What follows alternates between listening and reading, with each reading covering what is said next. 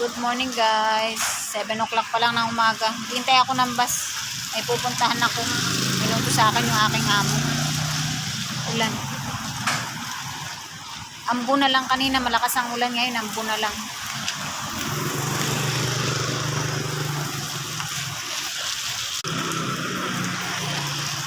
Hintay ako ng bus.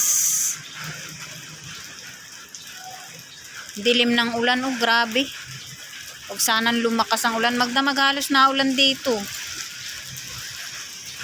Buti ngayong umaga medyo tumila na. Ambon-ambon na lang ang ulan.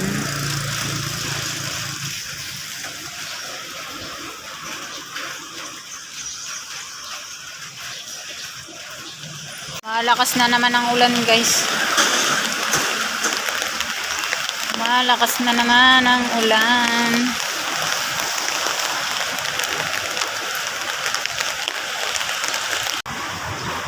Dito na ako sa pupuntahan ko guys. Di ako nakapag-video kanina. Sumakay ako sa bus kasi sobrang daming tao. Punong-puno yung bus na nasakyan ko.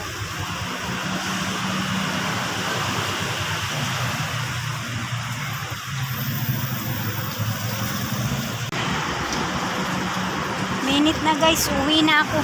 Tapos na ako. Nakuha ko na yung pinapakuha sa akin ng akin.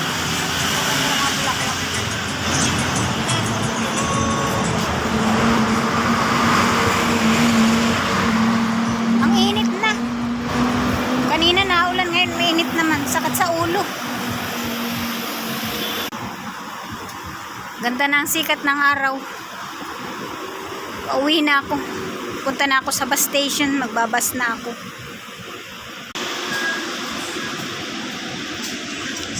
Waiting ako ng bus guys. Pauwi.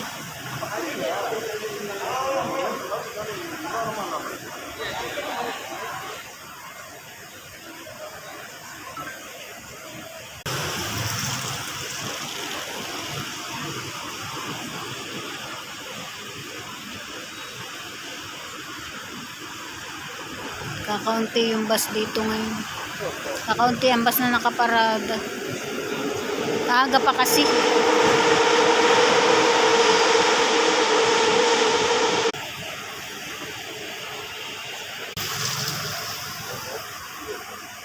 Basurahan pala yung nasa likod ko. Basurahan. Walang masyadong bus.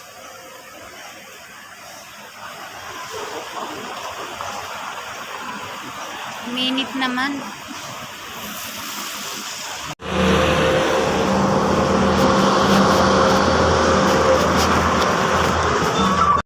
Walang pasahero. Dalawa lang kaming pasahero. Matandang Chinese na kasabay ko lang. Kalimitan itong bus na papunta sa amin. Halos minsan walang laman. Nami-make up lang ng pasahero sa daan. Tinanggalan ko ng sound kasi may music. Paalis na. Wala pa rin laman. Walang laman ang bus. Dalawa lang kami, matandang Chinese. May make up lang ito ng pasahero dyan sa daan.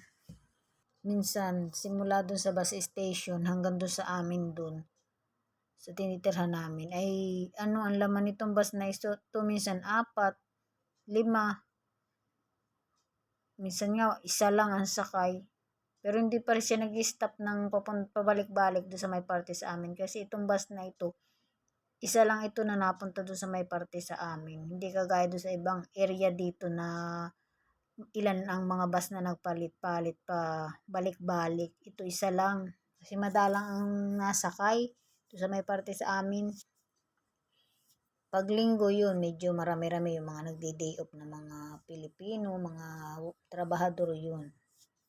Pero pag yung ordinaryong araw na ganito, kaunti lang ang sakay, lalo pag ganitong oras, 11 o'clock ng tanghali. Ngayon ng maga, marami itong sakay kasi, papasok sa trabaho. Pero pag ganitong oras, alas 11, alas 12, hanggang alauna, alas 2 na yan, halos wala itong sakay, walang pasahero. Maswerte na pag ito'y naka-anim na sakay na pasahero.